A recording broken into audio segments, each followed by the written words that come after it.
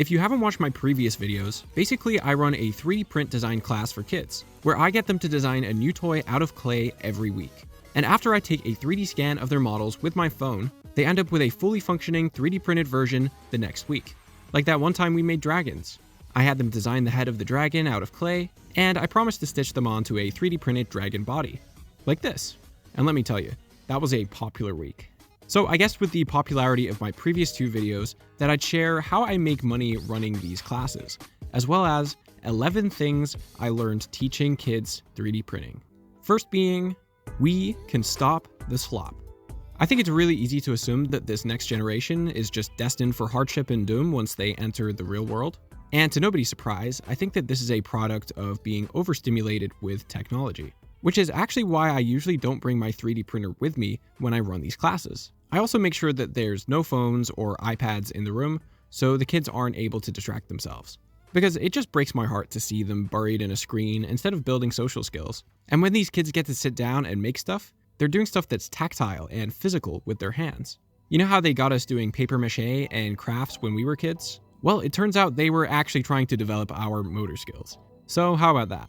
And if you're going to do anything that'll keep a kid off a screen, a 3D print design class will do the job. Especially when you get to design your own toys.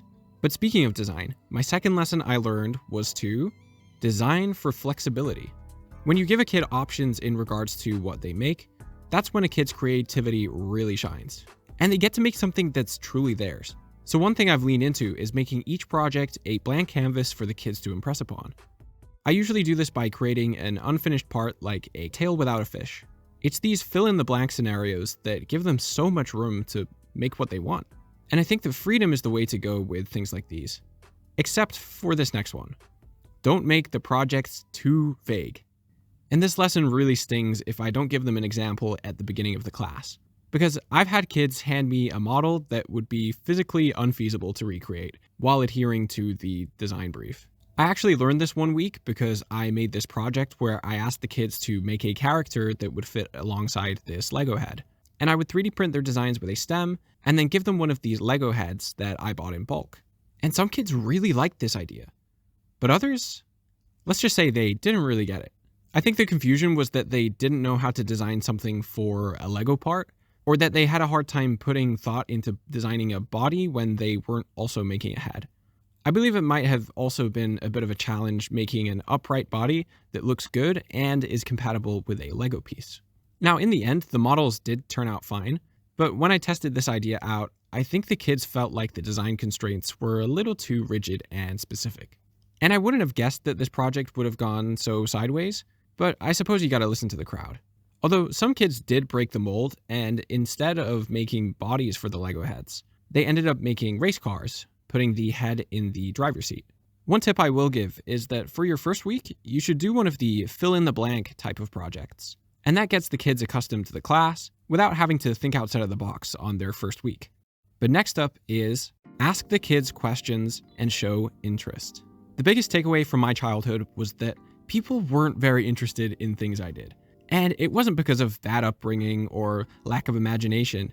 It just so happened that I was rewarded for making things other people liked, instead of things I personally liked. And so when I'd get that rare compliment for something that I made that was unique to me, I'd carry that with me for years to come. So if a kid shows you something, you could just say, "Wow, nice job." But even a kid knows what actual interest sounds like, which is why you gotta ask questions about their model. Are you happy with what you made? Do you have any other ideas you were thinking of trying? What do you think so-and-so would make? If you were starting again, would you do it differently? And if you were making something for someone else, what would you make them? Getting them to think about this stuff and giving them the time of day is super important, especially when loads of kids just don't feel heard or seen. Which leads me to my next lesson. Kids need a role model. This subject matter lives near and dear to my heart because I was lucky enough, even with a fractured family tree, to have enough positive role models in my youth. Unfortunately, some of those role models were outsourced to people on the internet, but I think I'm lucky with how things turned out. But having and knowing an in-person connection goes miles beyond anything like that, especially when you get to make a good impression on them. And since I've serviced many kids across many classes, there are a lot of people in your community that would really benefit from having that positive role model. And this goes for all shapes of families. I've had kids with busy parents, single mom, single dad, 2 moms, 2 dads, huge family, small family, and a bunch of kids with special education needs, all of which need a positive role model demonstrating a kind and trustworthy adult. And I can never get over the novelty of how shy and timid some of these kids were when they met me, versus now when they've gotten to know me, even over a couple of weeks. Now, the next lesson, which is time management, was something I had to work on for quite a while until I cracked it. Because I would have these kids that worked at completely different paces. Some would spend 30 minutes modeling one thing, some would model their thing and talk to their friend for the rest of the lesson, and others would blaze through it in the first 10 minutes and then ask if they could leave.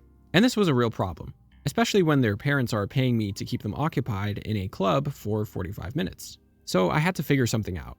But luckily, I was onto something. So basically, every one of my students was able to finish a model in just 30 minutes. Almost no kid ever took longer, which told me that I just had to squeeze out the length of the lesson until it got to 45 minutes. So naturally, I decided to bargain with the kids. Okay, folks, here's the deal. You gotta stay in here for the next 45 minutes, and your parents do not want you leaving the room until the class is over. So if you can stay for just half an hour, we all get to play a game at the end, and whoever wins gets a prize. And I decided that this game had to require almost zero skill, because the age groups were often mixed. So what I had in mind was playing a game of Heads or Tails Tournament Edition. Now to play this, everyone has to stand in a circle, and for each person in the group, you flip heads or tails, and if it's heads, they stay standing, but if it's tails, they sit down, which means they're out of the game. You repeat this process until there are only 2 people left standing, before you ask, heads or tails, and the kids have to pick one each, and whatever it lands on, that kid wins.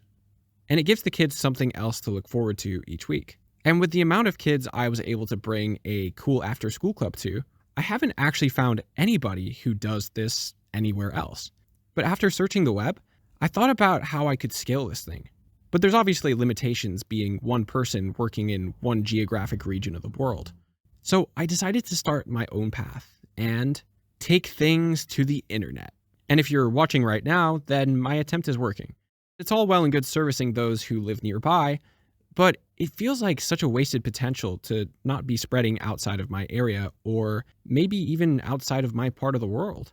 And with all this time and effort I've put into testing out projects, running weekly classes, getting rooms full of kids in the first place, basically I've learned a lot. And I don't want all of that to go to waste on just myself. So what I've decided to do is to start a private community over on school.com called Teach 3D Printing. And in here, I have a breakdown of how to get started with a bunch of promotional templates for getting your club heard about and seen, as well as weekly projects with start to finish tutorials and project files. I have exclusive pricing for anyone who joins during the next 7 days. So if you want to lock in that price for life, be sure to get there first. I also teach you how to use your time most efficiently and how to make the most of your profit margins, which coincidentally leads into the next lesson I learned: how to run a better business. In the beginning, I got lucky because the amount of kids I served was enough to recoup my costs early on.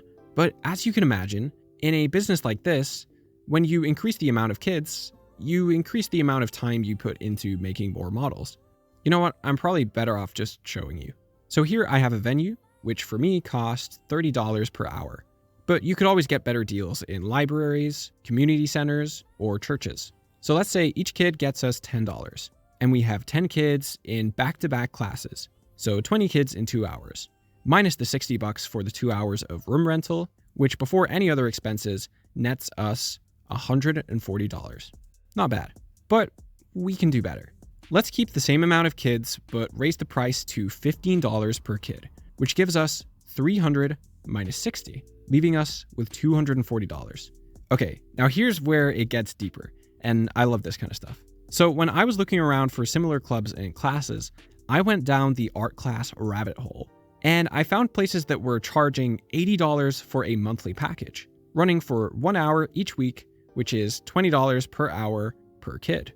So let's say we managed to do this ourselves, and we squeezed a room of 12 kids at $20 each. Minus the room fee, we're looking at $210 per session. And if you run 2 of these classes back to back, you could take in 420 in one day. To put this into perspective, if you're working Uber Eats part-time, you might only get that after about a week of orders. But imagine you have something that's more in demand, less competitive, and takes less time.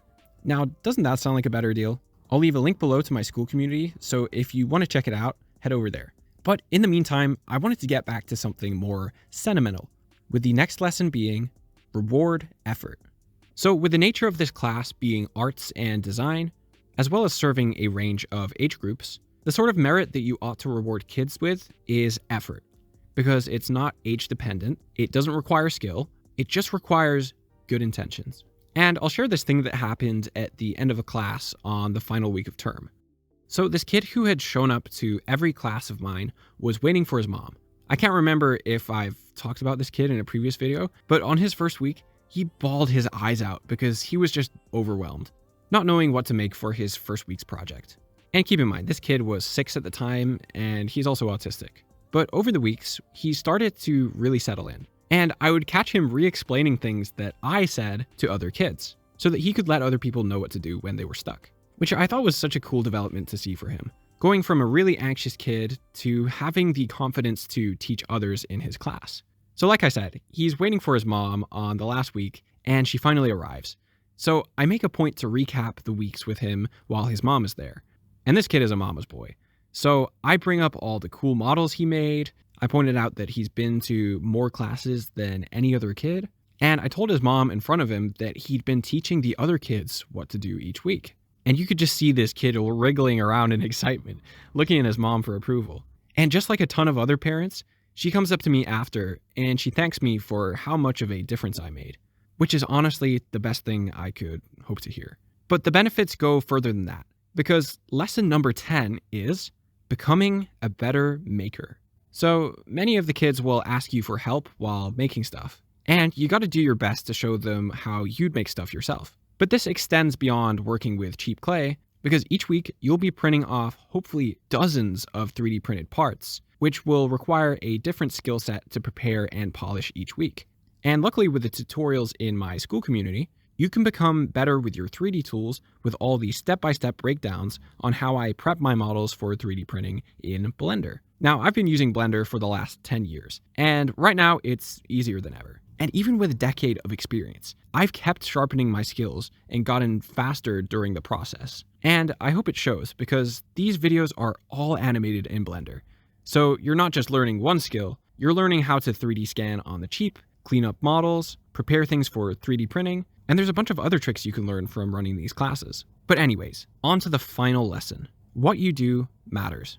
And for this, I'm going to share a story that I told in a previous video, but most of you haven't seen it, so I'll run through it again.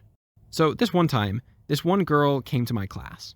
She was only 5, and her mom basically had to shove her in the door and leave because she wouldn't let go of her mom.